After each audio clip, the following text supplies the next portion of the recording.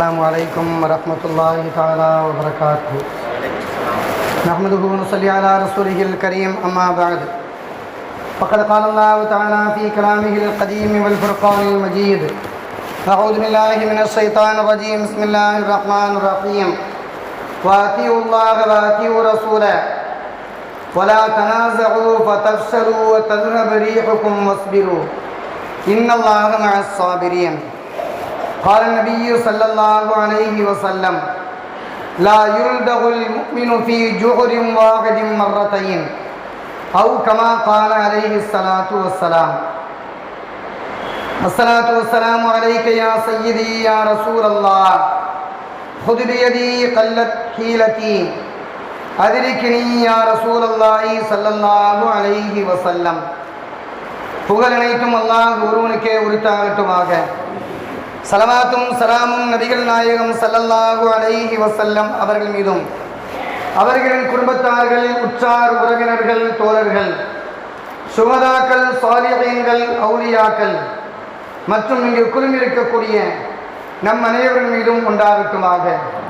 உலகத்திலே வாழும் காலம் முழுக்க அல்லாஹ் தஆலா நமக்கு மத்தியிலே பரிபூர்ணமான ஒற்றுமையை அல்லாஹ் நிலைத்திருந்து அதன் மூலமாக எல்லா வெற்றிகளையும் பெறக்கூடிய தௌஃபீக்கை அல்லாஹ் தந்தல் புரிவானாக. கண்ணியமிக்கவர்களே, மேலே குறிப்பிட்ட வசனத்திலே அல்லாஹ் சொல்லும்போது அல்லாஹ் சொல்வான் வஅத்தீஉல்லாஹ வரசூலஹு, நீங்கள் அல்லாஹ்விற்கு கட்டுப்படுங்கள், அவருடைய தூதர் ஸல்லல்லாஹு அலைஹி வஸல்லம் கட்டுப்படுங்கள். வலா தனாஸஉ, உங்களுக்கு மத்தியிலே சண்டை சச்சரவு நீங்கள் செய்ய வேண்டாம். ஃபதஃப்ஸலு, அப்ப நீங்கள் சண்டை சச்சரவு செய்தால் நீங்கள் பிரிந்து விடுவீர்கள், பிளவுபட்டு விடுவீர்கள். உங்களுடைய காட்சிகளை அல்லாஹ் தஆலா நீங்க செய்து விடுவான். அல்லாஹ் சொல்லக்கூடிய அந்த வாக்கியத்தினுடைய கருத்து என்னவென்றால், ஒரு பலூன் இருக்கிறது, அதிலே நிறைவான முறையிலே காற்று அடைக்கப்பட்டிருக்கிறது. ஒரு ஓட்டையை போட்டுவிட்டால் அந்த பலூன் ஒன்றுமில்லாமல் ஆகிவிடுகிறது. இதை போன்று உடைய சமுதாயத்தை நீங்கள் ஒற்றுமை இழந்து விட்டால் ஒன்றுமில்லாமல் ஆக்கிவிடுவோம் என்பதை அல்லாஹ் தஆலா இந்த வசனத்தின் மூலமாக சொல்லி காண்பித்து அல்லாஹ் சொல்கின்றான். வஸ்பிரு, சில சில பிரச்சனைகள் குறைகள் இருக்கத்தான் செய்யும், அவைகளை விட்டு கொடுத்து வாழ்வதுதான் வாழ்க்கை. அந்த பொறுமையோடு வாழ்ந்தால் அல்லாஹ் உங்களோடு இருக்கின்றான் என்பதாக அல்லாஹ் திருமறையை சொல்லி காண்பித்திருக்கின்றான். நபிகள் நாயகம் ஸல்லல்லாஹு அலைஹி அவர்கள் ஒரு அற்புதமான ஹதீஸை சொல்லித் தருவார்கள். ஒரே ஒரு பொந்தில் விசைந்து வரக்கூடிய அந்த பொந்தில் ஒரு மூமினான மனிதன் 2 முறை கொட்டப்பட மாட்டான் என்பதாக நபிகள் நாயகம் ஸல்லல்லாஹு அலைஹி அவர்கள் சொல்லித் தரக்கூடிய அந்த செய்திகளை பார்க்கின்றோம். தெரிந்தே ஒரு மனிதன் ஒரு வியாபாரம் செய்கின்றான், அந்த வியாபாரத்திலே நஷ்டம் ஏற்பட்டு விடுகின்றது. அதே மனிதன் மீண்டும் அதே வியாபாரத்தை செய்வேன் என்பதாக அவன் அடம்பிடித்தால் அவன் மூமினே கிடையாது என்பதாக நபிகள் நாயகம் ஸல்லல்லாஹு அலைஹி அவர்கள் சொல்லித் தரக்கூடிய அந்த செய்திகளை பார்க்கின்றோம். எந்த காரியத்தை செய்தாலும் சரி, அந்த விஷயங்களிலே ஒரு தோல்வி ஏற்பட்டால், ஒரு பின்னடைவு ஏற்பட்டால் அதிலிருந்து மனிதன் படிப்பினை பெற வேண்டுமே தவிர அதே செயலை திரும்பவும் செய்யக்கூடாது என்பதாக நபிகள் நாயகம் ஸல்லல்லாஹு அலைஹி அவர்கள் இந்த ஹதீஸின் மூலமாக எச்சரித்திருக்கக்கூடிய செய்திகளை பார்க்கின்றோம். கண்ணியமிக்கவர்களே, நபிகள் நாயகம் ஸல்லல்லாஹு அலைஹி வஸல்லம் அந்த காலத்திலே ஒரு மனிதன் வாழ்ந்தான். அபூ இஸ்ஸா என்று சொல்லக்கூடிய அந்த மனிதன் மிகப்பெரிய கவிஞன். அந்த கவிஞன் எந்த அளவுக்கு கவிதையை படிப்பான் என்றால், பெருமானார் ஸல்லல்லாஹு அலைஹி அவர்களை இஸ்லாமிய மார்க்கத்தை மட்டப்படுத்தி கீழ்த்தரமாக படிப்பதுதான் அந்த மனிதனுடைய பழக்கமாக இருந்து வந்தது. நபிகள் நாயகம் ஸல்லல்லாஹு அலைஹி அவர்கள் பத்ர் போர்க்களத்திலே அபூ இஸ்ஸாவை கைதியாக பிடித்து வரப்படுகின்றது. பெருமானார் ஸல்லல்லாஹு அலைஹி சமூகத்திலே நிறுத்தாட்டப்படுகின்றான். அந்த நேரத்திலே அவன் கெஞ்சுகின்றான், யா ரசூலல்லாஹ், எனக்கு அதிகமான பெண் பிள்ளைகள் இருக்கின்றது, வயோதிகமானவனாக இருக்கின்றேன், குடும்பத்தை பாதுகாக்கக்கூடிய முழு பொறுப்பையும் பெற்றவனாக நான் இருக்கின்றேன், என்னை விட்டு விடுங்கள் என்பதாக அவன் கெஞ்சுகின்றான். இஸ்லாத்தையும் பெருமானார் ஸல்லல்லாஹு அலைஹி வஸல்லம் அளவுக்கு அதிகமான முறையிலே இழிவாக படித்த அந்த கவிஞனை நபிகள் நாயகம் ஸல்லல்லாஹு அலைஹி அவர்கள் எந்த பிணைய தொகையும் வாங்காமல் அவனை மன்னித்து முழுமையான முறையிலே மன்னிப்பை வழங்குகின்றார்கள். அவன் சென்று வருகின்றான். காலங்கள் செல்கின்றது. மக்கத்து காவிரோடு சேருகின்றான். சேர்ந்து மீண்டும் அவனுடைய பழைய புத்தியோடு வாழுகின்றான். அவன் மீண்டும் பெருமானார் ஸல்லல்லாஹு அலைஹி அவர்களை இஸ்லாமிய மார்க்கத்தை தரக்குறைவாக பாடல்களை படிக்கின்றான். பெருமானார் ஸல்லல்லாஹு அலைஹி அவர்கள் இந்த செய்தி கேள்விப்படுகின்றார்கள். உஹது போர்க்களம் வரக்கூடிய அந்த நேரத்திலே கூட அவன் மிக கொடுமையான முறையிலே கவிதைகளை படிக்கின்றான். பெருமானார் ஸல்லல்லாஹு அலைஹி வஸல்லம் சமூகத்திலே அவன் கைதியாக பிடித்து வரப்படுகின்றான். நபிகள் நாயகம் ஸல்லல்லாஹு அலைஹி அவர்கள் அபூ இஸ்ஸாவை பிடித்து வைத்துக் கொள்ளுங்கள் என்பதாக சொல்லும் நேரத்திலே அவன் கெஞ்சுகின்றான், யா ரசூலல்லாஹ், எனக்கு பெண் குழந்தைகள் இருக்கின்றது, வயோதிகமானவன், குடும்பத்தை பாதுகாக்கக்கூடிய மிகப்பெரிய பொறுப்பு எனக்குத்தான் இருக்கின்றது என்பதாக அவன் கெஞ்சுகின்றான். நபிகள் நாயகம் ஸல்லல்லாஹு அலைஹி அவர்கள் அந்த நேரத்திலே சொல்கின்றார்கள், தோழர்களே, சஹாபா பெருமக்களே, இவனை விட்டு விடாதீர்கள். ஒரு மனிதன் ஒரு தவறை செய்து விட்டால் அதே தவறை மீண்டும் செய்ய ஆரம்பித்து விட்டால் அவன் திருந்தக்கூடிய மனிதன் கிடையாது என்பதாக சொல்லி அவனை கைதியாக பிடித்து வைத்து அவனுக்கு தோதுவான தண்டனையை வழங்கினார்கள் என்ற வரலாறை பார்க்கின்றோம். அந்த நேரத்தில் தான் நபிகள் நாயகம் ஸல்லல்லாஹு அலைஹி வஸல்லம் சொல்லுவார்கள், லா யுல்தவுல் மூமினு ஃபீ ஜுஹரின் வாஹிதின் மர்ரத்தைனி. ஒரு மூமினான மனிதன் விஷஜந்துக்கள் வரக்கூடிய அந்த பொந்திலிருந்து 2 தடவை கொட்டப்பட மாட்டான். 2 தடவை ஒரு மனிதன் கொட்டப்படுகின்றான் என்றால் அவன் மூமினே கிடையாது என்பதாக நபிகள் நாயகம் ஸல்லல்லாஹு அலைஹி அவர்கள் எச்சரித்திருக்கக்கூடிய அந்த வாசகத்தை பார்க்கின்றோம். இவன் மூமின்களை சீண்டிருக்கின்றான், இவன் மீண்டும் சீண்ட மாட்டான் என்பதற்கு அறிகுறி கிடையாது. எனவே மூமின்கள் ஏமாந்து விட வேண்டாம், இந்த விஷயத்திலே ஒற்றுமையோடு இருங்கள் என்பதாக நபிகள் நாயகம் ஸல்லல்லாஹு அலைஹி அவர்கள் சொன்ன செய்திகளை பார்க்கின்றோம். எனவேதான் மார்க்கம் சொல்லித்தரும் ஒரு மனிதர் துஆவை கேட்கின்றார், அவருக்கு பின்னால் அமர்ந்திருக்கக்கூடிய அந்த மக்கள் அந்த மோமம்கள் எல்லாம் சேர்ந்து ஆமீன் சொல்கின்றார்கள். அந்த இமாம் என்னென்னவெல்லாம் துஆக்களை கேட்கின்றார்களோ அதே துஆவை ஆமீன் சொன்ன மனிதர்களும் கேட்டதை போன்ற நன்மைகளை அல்லாஹ் தந்து விடுகின்றான். அவர் கேட்ட எல்லா துஆக்களையும் ஆமீன் சொன்ன மனிதர்களுக்கும் அல்லாஹ் தஆலா அங்கீகரித்து விடுகின்றான். கூட்டு துஆ என்பது மிகப்பெரிய பாரம்பரியத்தை பெற்றதாக பெருமானார் ஸல்லல்லாஹு அலைஹி அவர்கள் நமக்கெல்லாம் அறிமுகப்படுத்தி வைத்திருக்கின்றார்கள். நபிமார்கள் நிறைய இடங்களிலே கூட்டாக துஆ செய்திருக்கின்றார்கள். அந்த சமுதாயத்தை சார்ந்தவர்கள் ஆமீன் சொல்லி இருக்கின்றார்கள். காரணம், ஒரு கூட்டாக செய்யக்கூடிய அந்த முயற்சி என்பது மிகப்பெரிய மாற்றத்தை தரும். கூட்டாக இல்லாமல் பிரிந்து சென்று விட்டால் அதன் மூலமாக பலவிதமான இடையூறை சந்திக்க வேண்டிய சூழ்நிலை ஏற்படும் என்பதை மார்க்கம் சொல்லித்தரக்கூடிய செய்திகளாக பார்க்கின்றோம். பெருமானார் ஸல்லல்லாஹு அலைஹி உடைய சமூகத்திற்கு சில சஹாபா பெருமக்கள் வருகின்றார்கள். யா ரசூலல்லாஹ், நாங்கள் வயிறார சாப்பிடுகின்றோம், எல்லா நேர சாப்பாட்டிலேயும் நிறைவாகவே சாப்பிடுகின்றோம். ஆனால் சாப்பிட்டு முடித்ததற்கு பின்பாக கொஞ்ச நேரம் ஆகவில்லை, அதற்குள்ளாக எங்களுக்கு முழுமையான பசி ஏற்பட்டு விடுகின்றது. என்ன காரணம் என்பதாக பெருமானார் ஸல்லல்லாஹு அலைஹி உடைய சமூகத்திலே கேட்கின்றார்கள். நபிகள் நாயகம் ஸல்லல்லாஹு அலைஹி அவர்கள் அந்த சஹாபா பெருமக்களை பார்த்து கேட்கின்றார்கள், தோழர்களே, தனியாக சாப்பிடுகின்றீர்களா, கூட்டாக சாப்பிடுகின்றீர்களா, சேர்ந்து சாப்பிடுகின்றீர்களா, தனியாக சாப்பிடுகின்றீர்களா என்பதாக கேட்கின்றார்கள். இதற்கு 2 விதமான விளக்கத்தை சொல்கின்றார்கள். குடும்பத்தோடு அமர்ந்து ஒற்றுமையாக சாப்பிடுவது, சேர்ந்து சாப்பிடுவது, இது ஒரு வகை.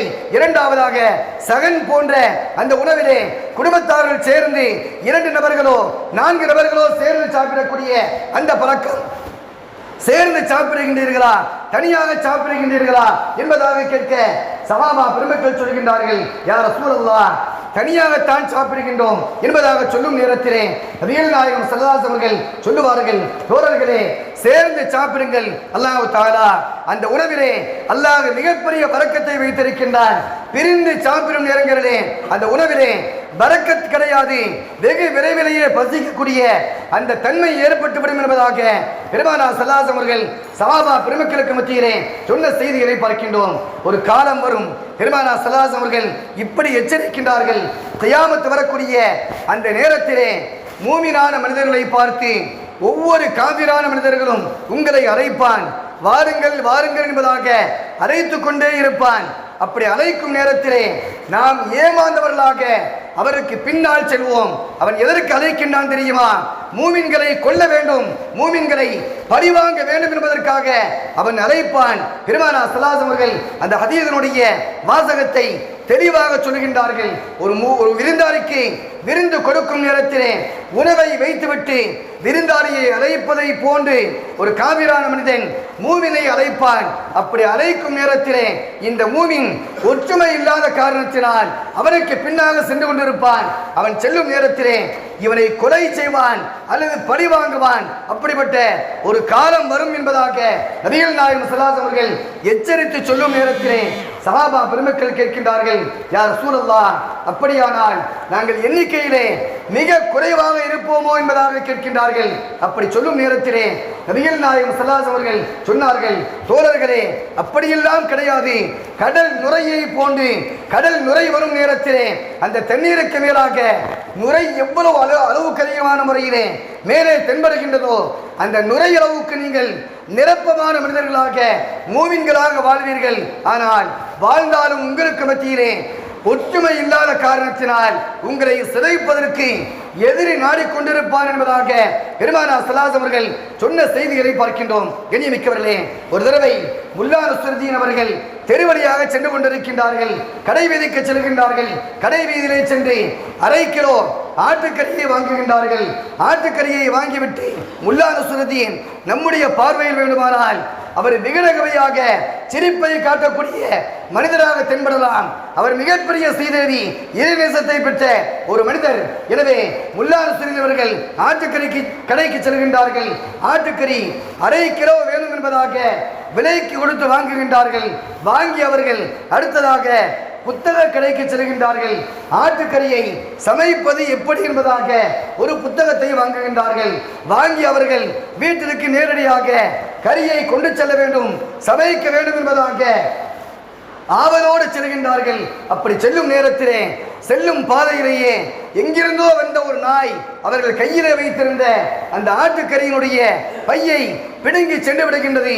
அந்த ஆட்டுக்கறியை பறித்து செல்லக்கூடிய அந்த நாயை பார்த்த சுற்றி இருக்கக்கூடிய மனிதர்கள் எல்லாம் வேதனைப்படுகின்றார்கள். ஆர்வத்தோடு வாங்கி வந்த அந்த கறியை ஒரு நாய் பிடுங்கி செல்கின்றது என்பதாக நாயை விரட்டி கொண்டே அந்த சுற்றியிருந்த மக்கள் எல்லாம் பின்னால் விரட்டி செல்கின்றார்கள். ஆனால் முல்லா நஸ்ருத்தீன் அவர்கள் ஒன்றுமே செய்யாமல் பதட்டப்படாமல் அந்த இடத்திலே அமைதியாக நிற்கின்றார்கள். மக்கள் எல்லாம் கேட்கின்றார்கள், நீங்கள் கொண்டு வந்த அந்த கறியை நாய் பறித்து செல்கின்றது, நாங்கள் எல்லாம் பதட்டப்படுகின்றோம், ஆனால் நீங்களோ பதட்டமடையாமல் நின்ற இடத்திலேயே கல்லு மாதிரி இருக்கின்றீர்களே என்பதாக கேட்க முல்லா நஸ்ருத்தீன் அவர்கள் சொல்கின்றார்கள், அந்த நாய் என்னுடைய கரியை பறித்து சென்றிருக்கலாம், ஆனால் என்னுடைய கையிலே ஒரு புத்தகம் இருக்கின்றது அல்லவா, கரியை எப்படி சமைப்பது என்பதாக ஒரு புத்தகத்தை வைத்திருக்கின்றேன், அந்த புத்தகத்தை அந்த நாய் பறிக்கவில்லை, அப்படியானால் அந்த கரியை அது எவ்வாறு சமைக்கும் என்பதாக அவர் கேட்ட அந்த விகடகவியான வார்த்தையை பார்க்கின்றோம். கறி இருக்கின்றது, அதை சமைப்பதற்கான வழிமுறை தெரியாமல் எப்படி சமைக்கும் என்பதாக முல்லா நஸ்ருத்தீன் வேடிக்கையாக அதே நேரத்திலே நமக்கு படிப்பினையாக சொன்ன அந்த வாழ்க்கை வரலாற்றை பார்க்கின்றோம். இப்படித்தான் நம்முடைய சமுதாயம் இருந்து கொண்டிருக்கக்கூடிய காலகட்டங்களை பார்க்கின்றோம். என்ன வந்தாலும் பரவாயில்லை, நாம் ஏற்றுக்கொள்ளலாம், நம்மை எவன் என்ன செய்ய முடியும் என்பதாக அசால்ட்டாக பொறுமையில்லாத வாழ்க்கையாக வாழ்ந்து கொண்டிருக்கக்கூடிய காலகட்டங்களை பார்க்கின்றோம். சஹாபா பெருமக்களுடைய காலத்திலே பெருமானார் ஸல்லல்லாஹு அலைஹி அவர்கள் ஆரம்ப காலகட்டமாக தம்முடைய கையிலே ஒரு மோதிரம் அறிந்திருந்தார்கள். அந்த மோதிரத்திலே முஹம்மதுர் ரசூலுல்லாஹ் என்பதாக முத்திரையிடப்பட்டிருந்தது. அந்த முத்திரையை பெருமானார் ஸல்லல்லாஹு அலைஹி அவர்கள் தம்முடைய கையிலே அணிந்திருந்தார்கள். அது மோதிரம் மட்டுமல்ல, அது முத்திரையாக பயன்படுத்தது. அந்நிய நாட்டினுடைய தூதுவர்களுக்கு தபாலை எழுதும் நேரங்களிலே நபிகள் நாயகம் ஸல்லல்லாஹு அலைஹி அவர்கள் அதை முத்திரையாக பயன்படுத்துவார்கள். அந்த மோதிரம் பல காலங்களாக பாதுகாக்கப்பட்டிருந்தது. சஹாபா பெருமக்களுடைய காலங்களிலே, ஹலீஃபாக்களுடைய காலங்களிலே அந்த மோதிரம் பாதுகாப்பாக இருந்தது. அந்த மோதிரம் பாதுகாப்பாக வந்த அந்த மோதிரம் ஹஸரத் உஸ்மானுடைய அந்த காலம் வரும் நேரத்திலே அவருடைய கையிலே அது பிரகாசித்துக் கொண்டிருக்கிறது. அந்த மோதிரம் கியாமத் வரை பாதுகாக்கப்பட வேண்டிய ஒரு பொன்னான பொருளாக அல்லாஹ் வைத்திருந்தான். ஆனால் சஹாபா பெருமக்களுக்கு மத்தியிலே ஏற்பட்ட சில கருத்து வேற்றுமைகள், பிரிவினைகளுடைய காரணத்தினால் உஸ்மானுடைய ஆட்சிக்கு எதிராக சில மக்கள் கிளம்புகின்றார்கள். அவர்கள் உஸ்மானை எப்படியாவது நாம் ஒழித்து கட்ட வேண்டும் என்ற கங்கணத்தோடு வாழுகின்றார்கள். இந்த பலவிதமான பிரச்சனைகளுக்கு மத்தியிலே வேறு அரூஸ் என்று சொல்லக்கூடிய அரியஸ் என்று சொல்லக்கூடிய ஒரு கிணறு, அந்த கிணற்றுக்கு மேலாக உஸ்மான் ரலியல்லாஹு அமர்ந்திருக்கின்றார்கள். அமர்ந்தவர்கள் பலவிதமான சிந்தனைகளோடு அந்த மோதிரத்தை கலட்டுகின்றார்கள், மாற்றுகின்றார்கள், கலட்டுகின்றார்கள், மாற்றுகின்றார்கள். இப்படியே திரும்ப திரும்ப செய்து கொண்டிருக்கக்கூடிய அந்த நேரத்திலே யதார்த்தமான முறையிலே அந்த மோதிரம் நழுவி அந்த கிணற்றுக்குள்ளாக விழுந்து விடுகின்றது.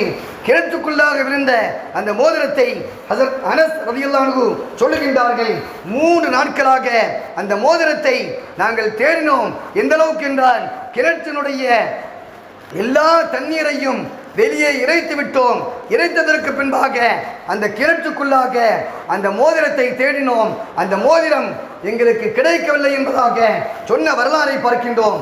பாதுகாக்கப்பட வேண்டிய பொக்கிஷங்கள் ஒற்றுமை இல்லாததன் காரணத்தினால் நழுவி சென்ற காணாமல் போன வரலாறை பார்க்கின்றோம். அந்த போர்க்களத்தில் தான் உஸ்மான் ரலியல்லாஹு கொல்லப்படக்கூடிய அந்த நாளில் தான் அபூ ஹுரைரா ரலியல்லாஹு அன்ஹுடைய அந்த பையும் காணாமல் போனது. சில பேரேத்தம்பரங்களை பெருமானார் ஸல்லல்லாஹு அலைஹி அவர்கள் அந்த பைக்குள்ளாக போட்டு துஆ செய்து அதை கொடுத்தார்கள். இந்த பையை பிரித்து விடாதே, பத்திரமாக வைத்திரு என்பதாக பெருமானார் ஸல்லல்லாஹு அலைஹி அவர்கள் சொல்லிக் கொடுத்தார்கள். எப்போது தேவையானாலும் சரி அந்த பையை குப்பர கவுத்தி விடாதே, கையை உள்ளே விடு, உனக்கு தேவையானதை எடுத்துக்கொள் என்பதாக பெருமானார் ஸல்லல்லாஹு அலைஹி அவர்கள் சொன்னார்கள். அந்த சஹாபி அபூ ஹுரைரா ரலியல்லாஹு அன்ஹு சொல்கின்றார்கள், என்னுடைய வாழ்க்கையிலே நிறைய தடவை போர்க்களத்திற்கு செல்வேன். சில சஹாபாக்கள் சாப்பிடுவதற்கு ஒண்ணுமில்லாமல் இருப்பார்கள். அந்த நேரத்திலே அந்த பையிலிருந்து நிறைய சஹாபா பெருமக்களுக்கு பேரித்தம்பழங்களை நான் கொடுத்திருக்கின்றேன். சிறிய பை, அதிலே போடப்பட்ட பேரித்தம்பழங்கள் மிக கம்மியான பேரித்தம்பழங்கள். ஆனால் பெருமானார் ஸல்லல்லாஹு அலைஹி மூலமாக துஆ செய்து கொடுக்கப்பட்ட அந்த பை பல ஆண்டு காலங்களாக பாதுகாக்கப்பட்டு கொண்டே இருந்தது. இன்றைய தினத்திலே உஸ்மான் ரலியல்லாஹு அன்ஹு சஹாபா பெருமக்களுடைய பிரிவினையின் காரணத்தினால், ஒற்றுமையின்மையின் காரணத்தினால் ஷஹீதாக்கப்பட்டார்களோ அந்த தினத்திலே அந்த பேரித்தம்பழத்தினுடைய அந்த பையும் காணாமல் போனது. ஹஸரத் அபூ ஹுரைரா ரலியல்லாஹு அன்ஹு சொல்வார்கள், என்னுடைய வாழ்க்கையிலே எல்லா சஹாபா பெருமக்களுக்கும் ஒரே ஒரு கவலை, அது சஹாபி அவர்கள் ஷஹீதாக்கப்பட்டு விட்டார்கள், ஜனாதிபதி ஷஹீதாக்கப்பட்டு விட்டார்கள் என்ற கவலை. ஆனால் எனக்கோ 2 விதமான கவலை.